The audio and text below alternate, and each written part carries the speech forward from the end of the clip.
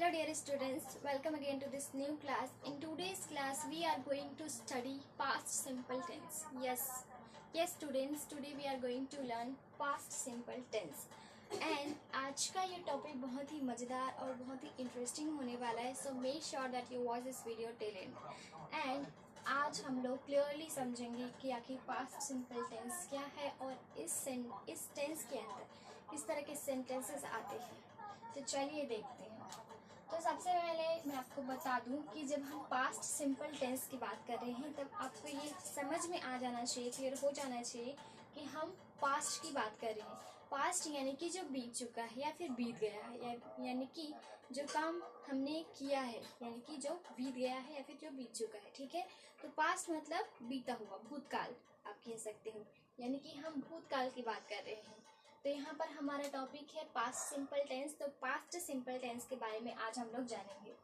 तो सबसे पहले मैं आपको बता दूं कि आप इसे कैसे पहचानोगे कि ये पास्ट सिंपल टेंस है. ठीक है, तो जैसे कि आप कहीं पर भी सेंटेंसेस देखते हो और आप उसे ट्रांसलेट करना चाहते हो हिंदी टू इंग्लिश या फिर इंग्लिश टू हिंदी, दोनों का यही रूल है कि आपको ये पता होना चाहिए कि आखिर इस टेंस के अंतर्गत किस तरह के सेंटेंसेस आते हैं. आप इंग्लिश से हिंदी भी इजीली ट्रांसलेट कर पाओगे और हिंदी से इंग्लिश भी इजीली ट्रांसलेट कर पाओगे. तो आप हिंदी से इंग्लिश करो या फिर इंग्लिश से हिंदी करो, दोनों ही वे में आपको पता होना चाहिए कि इसका स्ट्रक्चर क्या है और किस तरह के सेंटेंसेस आते हैं. अगर आप हिंदी को इंग्लिश में ट्रांसलेट करना चाहते हो तो आपको ये पता होना चाहिए कि हिंदी में किस तरह के सेंटेंसेस होते हैं जो आपके पास्ट सिंपल टेंस के अंतर्गत आते हैं. और अगर आप इंग्लिश से हिंदी में ट्रांसलेट करना चाहते हो तो आपको स्ट्रक्चर पता होना चाहिए इसका. इंग्लिश में जैसे कि यहाँ पर ये सेंटेंस है, अगर आप इसे ट्रांसलेट करना चाहते हो तो इसके लिए आपको ये स्ट्रक्चर याद रखना होगा. ये स्ट्रक्चर तो मैं अभी आपको क्लियरली बताऊंगी और आपको एक एक चीज़ क्लियर हो जाएगी यहाँ पर. अगर आप इस क्लास को कॉन्सेंट्रेटली देखते हो तो आपको हर एक चीज़ यहाँ पर क्लियर होने वाली है. और आज के बाद आप किसी भी सेंटेंस को आसानी से ट्रांसलेट कर लोगे अगर वो इस टेंस का होगा तो चलिए क्लास को शुरू करते हैं. और अगर आप मेरे चैनल में हैं तो please do subscribe my channel, and if you haven't liked my video so make sure that you like this video, and if you haven't shared this video to your friends and your relatives so make sure that you share this video. So let's begin. तो सबसे पहला हमारा आज का topic है past simple tense और इसकी पहचान है आ ई ए. कैसे मैं आपको ये आ ई ए साउंड कैसे आएगा वो मैं आपको बताऊंगी सेंटेंसेस के थ्रू. उससे पहले मैं आपको बता देना चाहती हूँ स्ट्रक्चर सबसे ज़्यादा मैटर करता है यहाँ पर. तो ये है हमारा स्ट्रक्चर जो कि पॉजिटिव सेंटेंस का है. उसके बाद हम लोग इसका नेगेटिव सेंटेंस का स्ट्रक्चर देखेंगे, फिर उसके बाद इंटरोगेटिव सेंटेंस का स्ट्रक्चर देखेंगे. तो सबसे पहला यहाँ पर हमारा पॉजिटिव सेंटेंस का स्ट्रक्चर है सब्जेक्ट, यानी कि आपका जो कर्ता है वो. इसे ऐसे नोट करते हैं, मैंने पहले ही आपको बता दिया है पहले की क्लासेस में. और उसके बाद आपका वर्ब का सेकंड फॉर्म यहाँ पर यूज़ होता है. वर्ब यानी कि क्रिया होती है और उसके फॉर्म्स होते हैं फर्स्ट फॉर्म, सेकंड फॉर्म और थर्ड फॉर्म. टोटल 5 फॉर्म होते हैं, बट आपको जब इस तरह के टेंसेस बनाने होते हैं तो आपको 3 फॉर्म्स याद होने चाहिए और साथ ही साथ आप 5 फॉर्म को याद कर सकते हो. बट वो जो 2 और फॉर्म्स हैं उन्हें याद करना ईजी है, बट इन्हें उसके जो थर्ड फॉर्म यानी कि फर्स्ट, सेकंड और थर्ड फॉर्म है इन्हें याद करना बहुत ज़्यादा ज़रूरी होता है. तो आप मेनली ये ध्यान रखें कि आप उसके अगर आप इस टेंस को बनाना चाहते हैं यानी कि पास्ट सिंपल टेंस को बनाना चाहते हैं तो आपको वर्ब का सेकंड फॉर्म मालूम होना चाहिए, यानी कि पता होना चाहिए. अब मैं आपको बता देती हूँ कि ये वर्ब होती क्या है और इनका फर्स्ट सेकंड फॉर्म कैसे होता है. तो यहाँ पर मैं आपको बता देती हूँ. जैसे कि मैंने कहा कि खेलना, तो खेलने के लिए इंग्लिश में क्या होता है, प्ले. और इसका जो सेकंड फॉर्म होता है वो होता है प्लेड और इसका थर्ड फॉर्म होता है प्लेड. इस तरह से जैसे कि मैंने आपको गो कहा यानी कि जाना, तो जाना की इंग्लिश होती है गो और उसका सेकंड फॉर्म होता है वेंट और थर्ड फॉर्म होता है गॉन. इस तरह से. और इसी तरह से आपको गाना गाने के इंग्लिश, अगर गाना गाने के लिए कहूँ तो इसकी ये क्रिया है गाना गाना. तो इसकी जो इंग्लिश है, इसकी जो इंग्लिश आप वो अब जानना चाहोगे तो इसका होता है सिंग और इसका सिंग होता है और इसका सेकंड फॉर्म होता है सैंग और संग, मतलब सैंग उसका सेकंड और थर्ड उसका संग. तो सबसे ज़्यादा इम्पॉर्टेंट है कि आप वर्ब्स को याद करो, क्योंकि वर्ब्स को याद किए बिना आप इस टेंस को नहीं बना पाओगे. तो आपको वर्ब्स भी याद करने हैं, ये ज़रूरी है. तो चलिए हम लोग देखते हैं। तो जैसे कि मैंने आपको स्ट्रक्चर बताया, तो यहाँ पर स्ट्रक्चर है आपका पॉजिटिव सेंटेंस का स्ट्रक्चर है सब्जेक्ट प्लस वर्ब का सेकंड फॉर्म प्लस ऑब्जेक्ट यानी कि अदर वर्ड जो भी है। उसके बाद आपका जो नेगेटिव सेंटेंस है, नेगेटिव सेंटेंस इसका स्ट्रक्चर है subject plus did plus not plus verb का फर्स्ट फॉर्म प्लस ऑब्जेक्ट। यानी कि यहाँ पर आपको पास्ट दिखाने के लिए डिड का यूज करना है, ठीक है। यहाँ पर आप डिड का यूज करेंगे और साथ ही साथ नॉट लगाओगे। और यहाँ पर आपको ध्यान देना है कि जब आप सेकेंड फॉर्म, यहाँ पर आपका वर्ब का सेकेंड फॉर्म लगेगा कोई भी जब आप सेंटेंस बनाओगे, लेकिन जब आप उसे नेगेटिव में चेंज करोगे तो आपका जो वर्ब है वो आप अपने मेन फॉर्म में आ जाएगा, यानी कि अपने फर्स्ट फॉर्म में आ जाएगा। और आपका जैसे कि यहाँ पर वेंट है, यानी कि गो का वेंट हुआ है तो वो फिर से गो ही हो जाएगा जब आप डिड का यूज़ करोगे तो।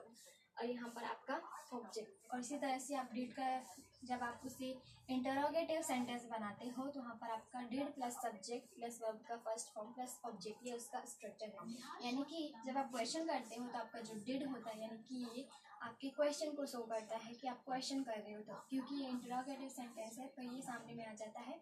और फिर आपका सब्जेक्ट, फिर वर्ब, फिर ऑब्जेक्ट। तो मैं आपको सेंटेंस के थ्रू एक एक चीज़ एक्सप्लेन करूँगी और सारी चीज़ें आपको बहुत ही अच्छे से क्लियर हो जाएंगी। तो जैसे कि हम लोग यहाँ पर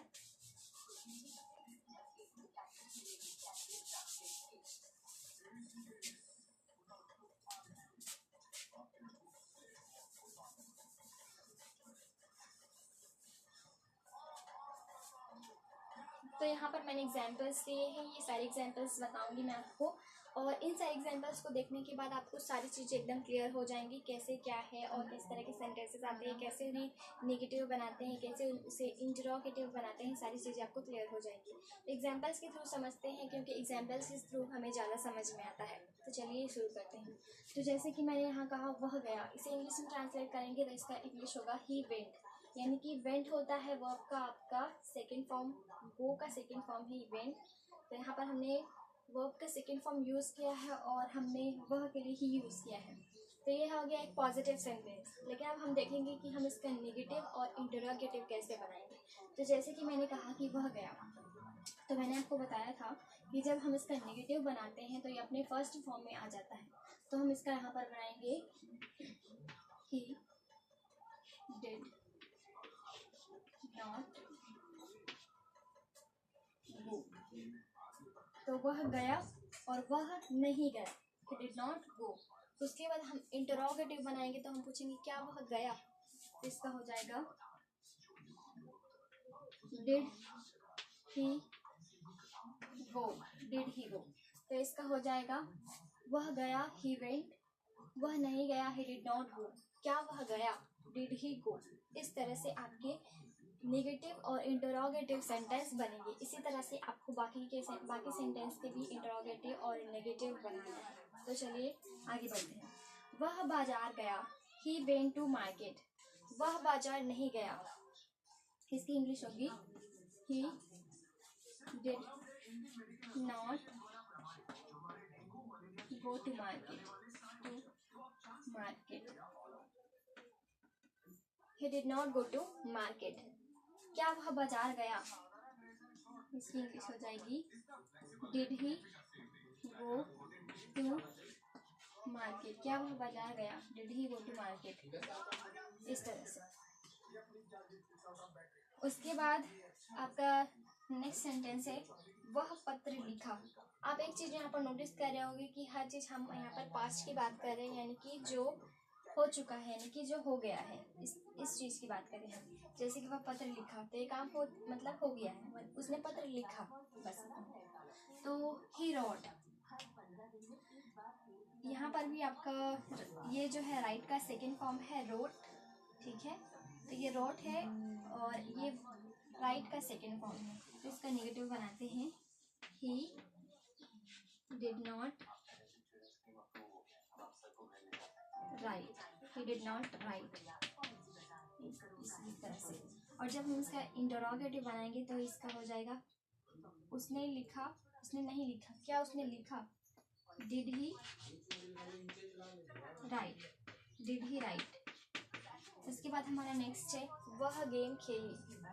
तो शी प्लेड गेम, यहाँ पर भी वर्ब का सेकेंड फॉर्म, ये प्ले का सेकेंड फॉर्म है प्ले प्लेड, जैसे कि मैंने आपको पहले बताया। तो वह गेम नहीं खेली। She did not play game, she did not play game. क्या वह क्रिकेट खेली? Did she play cricket, did she play game, क्या वह क्रिकेट खेली?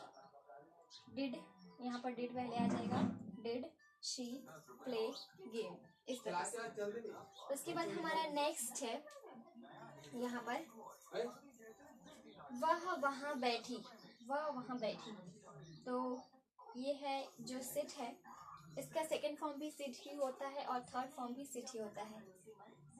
तो इसका यहाँ पर हो जाएगा, कई ऐसे वर्ब्स होते हैं जो चेंज नहीं होते हैं, वैसे ही सिट भी है, ये चेंज नहीं होता, इसका तीनों फॉर्म सिट ही होता है। तो सिट का मतलब होता है बैठना। तो वह बैठी, इसके बाद वह नहीं बैठी, she did not sit, she did not sit. क्या वह बैठी?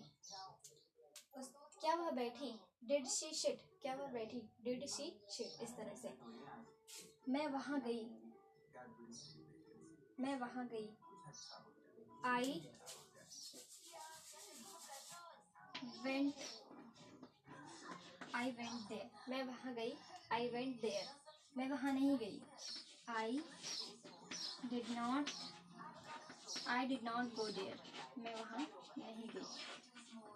और आप इसका इंटरोगेटिव बनाओगे, जब इसका इंटरोगेटिव बनाओगे तो वहाँ पर हो जाएगा, मैं वहाँ गई, मैं वहाँ नहीं गई, क्या मैं वहाँ गई? तो आपका हो जाएगा डिड आई गो देयर, क्या मैं वहाँ गई? Did I go there. Next है आपका मैंने चादर बिछाया, आई स्प्रेड द बेडशीट। अब आप इसका नेगेटिव और इंटरोगेटिव कैसे बनाओगे, let me know in the comments, और मैं आपको थोड़ा बहुत हिंट दे देती हूँ। जैसे कि यहाँ पर आपका स्प्रेड है, तो स्प्रेड का जो सेकेंड और थर्ड फॉर्म होता है वो स्प्रेड ही होता है, जैसे कि मैंने यहाँ पर सिट का बताया, उसी तरह से ये भी है। तो आपको इसको नेगेटिव और इंटरोगेटिव बनाकर बताना है। सो आप मुझे कमेंट सेक्शन में इसका आंसर भेजेंगे, मैं आपको इसका रिप्लाई ज़रूर दूंगी, ठीक है। और मैंने आपको बता दिया कि स्प्रेड का होगा, सेकेंड और थर्ड फॉर्म स्प्रेड ही होगा। सो आई होप कि आपके जो डाउट होंगे वो क्लियर हो चुके होंगे इस सेंटेंस, इस टेंस को लेकर। जैसे कि यहाँ पर मैंने कहा आ ई ए, तो आ का यहाँ पर हो गया हो, यहाँ पर जैसे कि आ है तो यहाँ पर गया, यानी कि आ, इस तरह से। ई का यहाँ पर मैंने बताया तो यहाँ पर ई, यहाँ पर ई साउंड आया, आपने देखा। उसके बाद ए मतलब जैसे कि वो गए, वो आए, इस तरह से। तो इस तरह से मैंने आपको तीनों ही साउंड बता दिए कि कैसे आप बनाओगे, कि कैसे आप पहचानोगे कि ये पास्ट सिंपल टेंस है हिंदी में। और इंग्लिश में मैंने बताया कि आपका हमेशा वर्ब का सेकंड फॉर्म लगता है पास्ट सिंपल टेंस में, और जब आप उसका नेगेटिव बनाते हो तो आप उसे उसके मेन फॉर्म में लिखते हो, कि उसके फर्स्ट फॉर्म में। So I hope that everything is clear to you. If you consider that this video is helpful for you, so make sure that you hit the like button and share this video to your friends and your relatives. And if you haven't subscribed to my channel, so make sure that you do subscribe my channel. And I will meet you in the next video. And thank you so much for watching this video till the end. Jai Hind, Jai Bharat.